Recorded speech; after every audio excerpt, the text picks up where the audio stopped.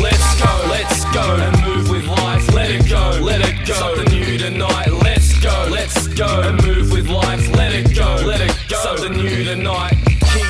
G'day guys, it's time for a Saturday afternoon hit out. On the eve of what was supposed to be the Jai Opetaia Maris Breedis rematch in Saudi Arabia on the undisputed heavyweight title fight undercard. We all know the news, it got postponed, but I'm fired up. I was I was ready to pod for that fight, obviously, during the week and post-fight too, so I thought I'd just throw a little hit out in here. This one will probably be a little bit short. We'll see how we go. I'll just start ranting and let's go for it. So, guys, got home from work today, didn't see the full card, but on DAZN, we had the rematch between Adrian Curiel and Sivenathi Nontshinga in Mexico. I was so pumped for this fight, man. This rematch, as we know, Sivenathi Nontshinga got knocked out spectacularly, and we never saw it coming against Adrian Curiel on the Monte Carlo undercard with Joe Cordina a couple of months ago. They turned it around rather quickly for this rematch, which we've got to love the lighter weight classes for this reason. So this fight was for Curiel now, his IBF light flyweight world title.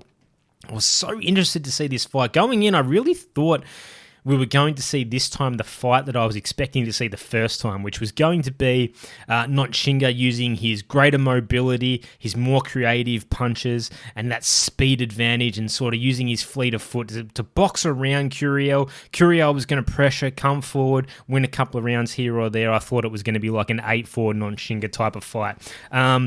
Now, Nontshinga won in a way I didn't think he would win, and he fought in a way I didn't think he would have success doing it. Now, straight off the bat, guys, if you saw the fight, I have quite a controversial opinion of this fight so far as what I've seen on social media, if that can be a barometer anyway. So, just straight up, I only had Curiel winning 3 rounds. I'll get my score up. Just bear with me for 2 seconds, guys.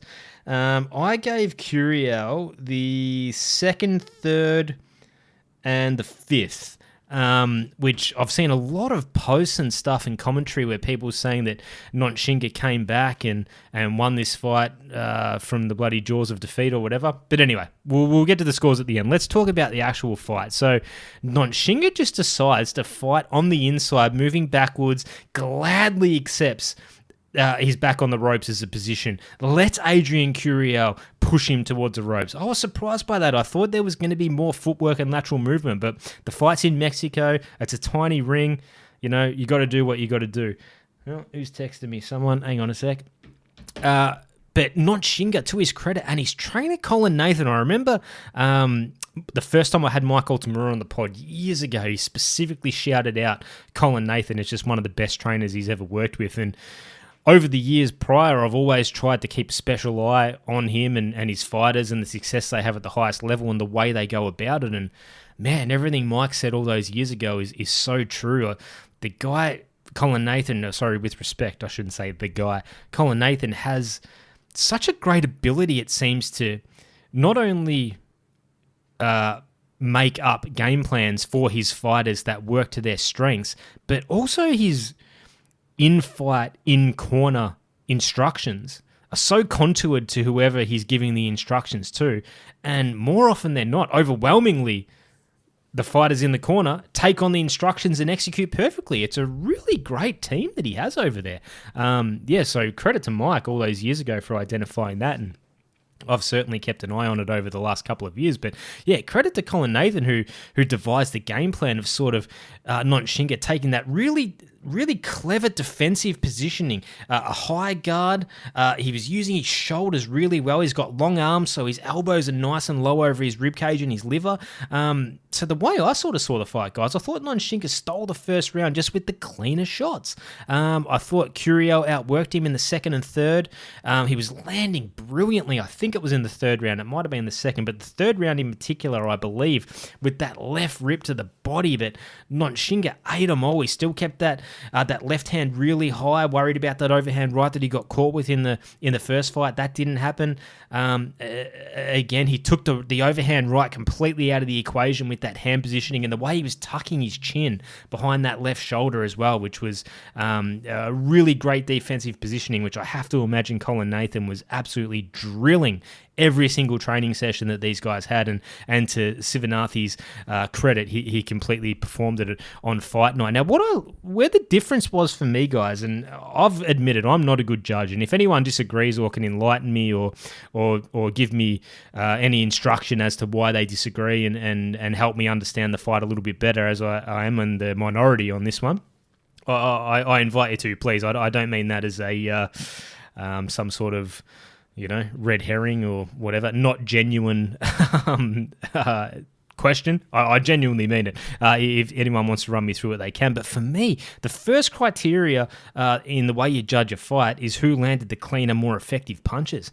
And even though the rounds were close, I just thought in the vast majority of the rounds, even though Nontshinga was being pushed back, even though he was maintaining that high guard defensive position with his back against the ropes, I still thought he landed the better shots, the more clean, effective shots. A lot of Curiel's shots were landing on the gloves. Yeah, Nontshinga got hit, for sure, 100%. It was a high-paced fight. But especially with the left rips to the body, I spoke about it earlier, and I think it was in the third round particularly where Curiel had that really good success with it. Besides that, yeah, some landed, but I don't know, I'll have to watch it back again. I'm doing this on Saturday afternoon after just directly after the fight, but I think I saw with my own eyes, a lot of those left rips landed on the hip or on the right elbow.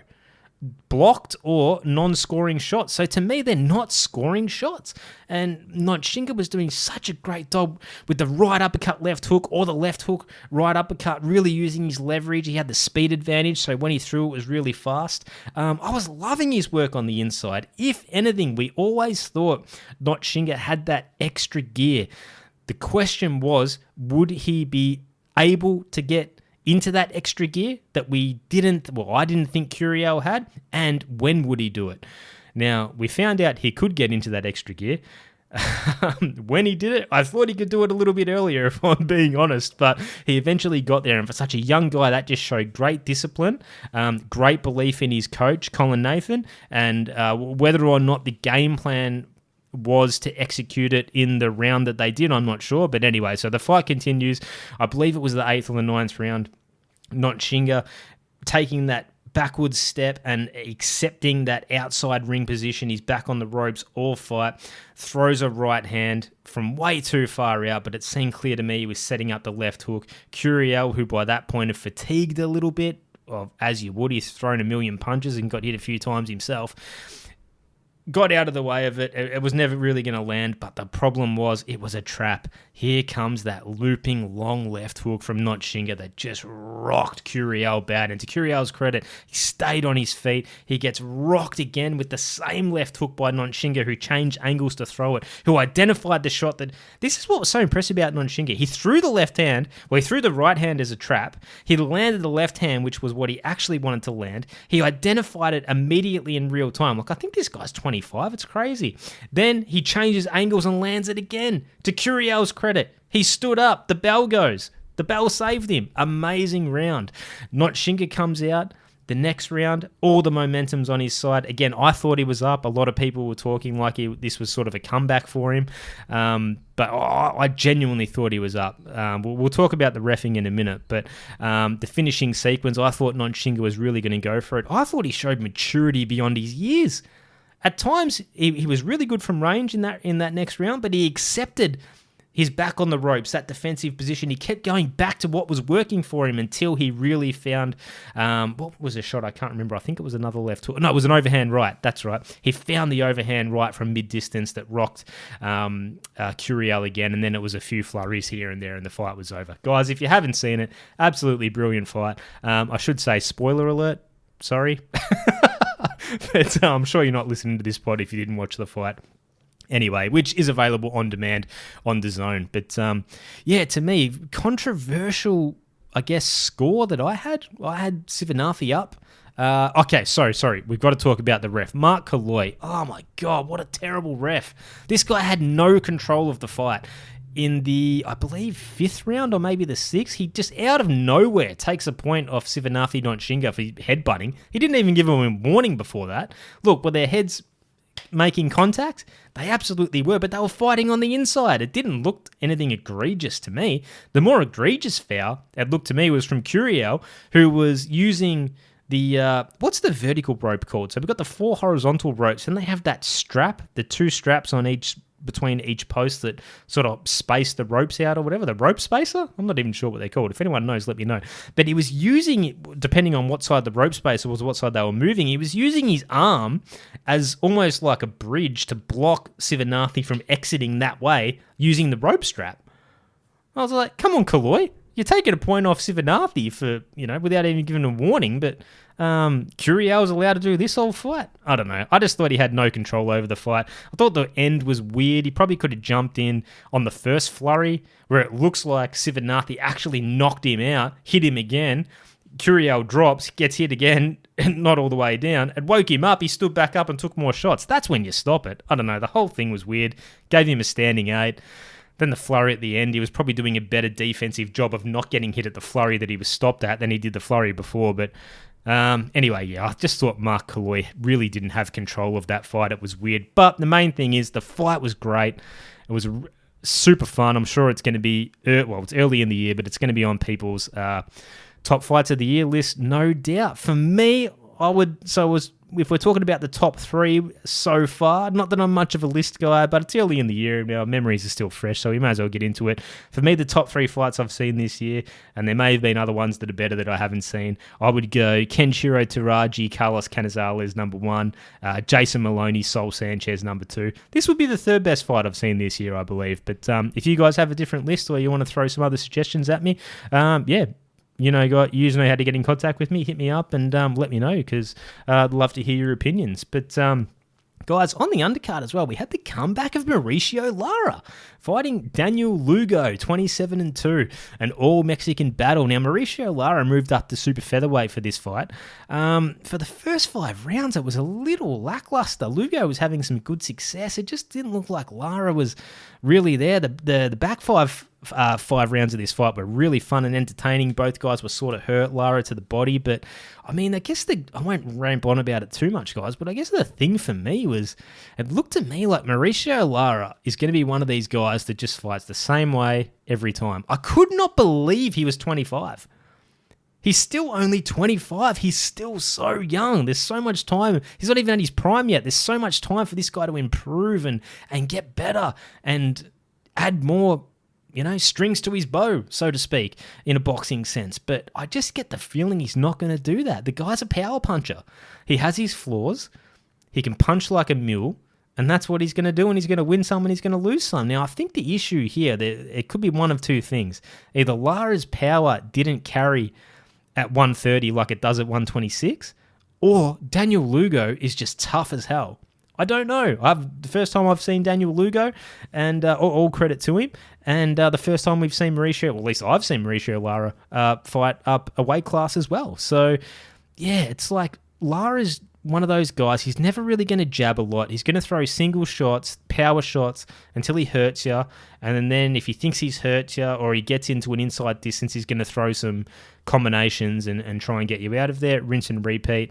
He wins, or he doesn't. He could get outboxed by the better guys, Lee Wood style, or he's going to knock you out if he lands. I think that's probably just what we're going to see from this guy moving forward. Now, guys, I didn't see any of the rest of the other card, I just got home from work on a Saturday, turned it on, and yeah, the Lara fight was ready to go. But man, I love these Matchroom shows in Mexico. They're so much fun. So I'm probably going to go back and watch the undercard too. And shout out to our mate of the show, Corey Erdman, who did an absolutely brilliant job on commentary. The more that guy commentates, the better off we'll be as boxing fans, and the more enhanced our enjoyment of the sport will be, because Corey's a professional and always does such an excellent job. So it was great to see Corey down there in Mexico, commentating on those awesome fights. Now, guys, we had a lot of news drop last week, specifically with Aussie boxing. We've got the Stan getting involved with a couple of cards, and geez, that one in Adelaide looks like an absolute banger. I love that card. And also, we've got the Ace Boxing news and the link up with the Channel 7 streaming service, 7 Plus, which is absolutely amazing as well. So there's tons of stuff to break down on the Aussie scene, guys.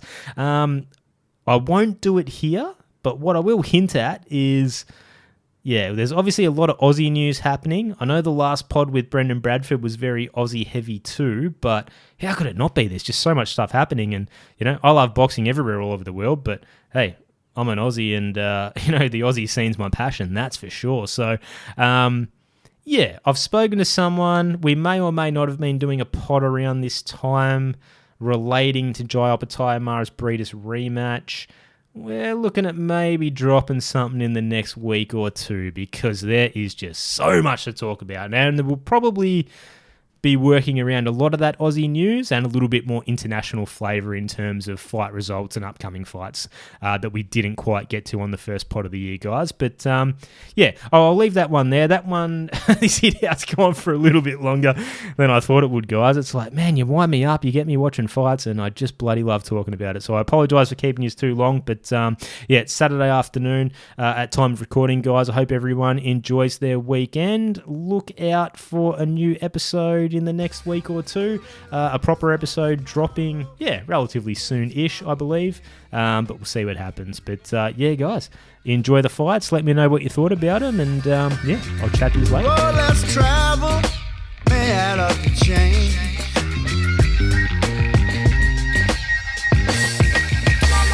Living like there's no tomorrow, then tomorrow came.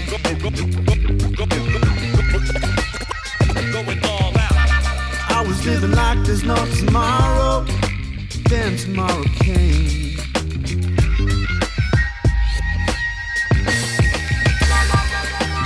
I got the wake-up call, laughing through the window frame.